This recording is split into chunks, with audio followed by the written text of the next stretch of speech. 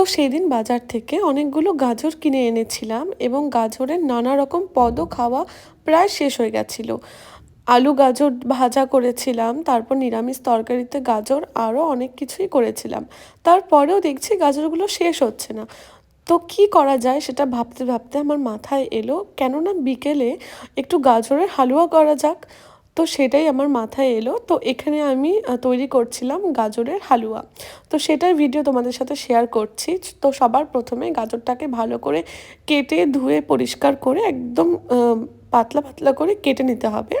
তারপর এখানে ড্রাই ফ্রুটগুলোকে 1 চামচ ঘি দিয়ে আমি ভেজে রাখলাম। এখানে আমি দিয়েছি আলমন্ড এবং কিশমিশ, বাট এখানে কাজু বাদামও দেওয়া যাবে, বাট যেহেতু আমার কাছে কাজু বাদাম ছিল না, তো আমি দুটোই ভালো করে ভেজে তুলে রেখে দিলাম।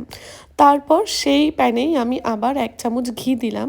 দেওয়ার পর যে গাজরটা কেটে রেখেছিলাম সেই গাজরটা দিয়ে দিলাম।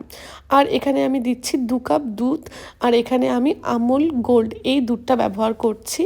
তো 2 কাপ দুধ দিয়ে দেওয়ার পর এখানে কিন্তু দুধটাকে আমাদেরকে একটু ভালো করে ফোটাতে হবে। তো আমি প্রথমেই দুধটা দিয়ে একটু ভালো করে গাজর আর দুধটাকে ভালো করে মিশিয়ে নিলাম, যাতে দুধটা একটু গোল্ডেন গোল্ডেন কালার চলে আসে। তারপর আমি এটাকে ঢাকা দিয়ে রেখে দিলাম। তো এখানে যখন দুধটা ফুটে গেল তখন এখানে আমি 2 চামচ চিনি অ্যাড করলাম। আর আমি মিডিলে না এলাচ দিতে ভুলে গেছিলাম, তো আমি এলাচটাও দিয়ে দিয়েছিলাম।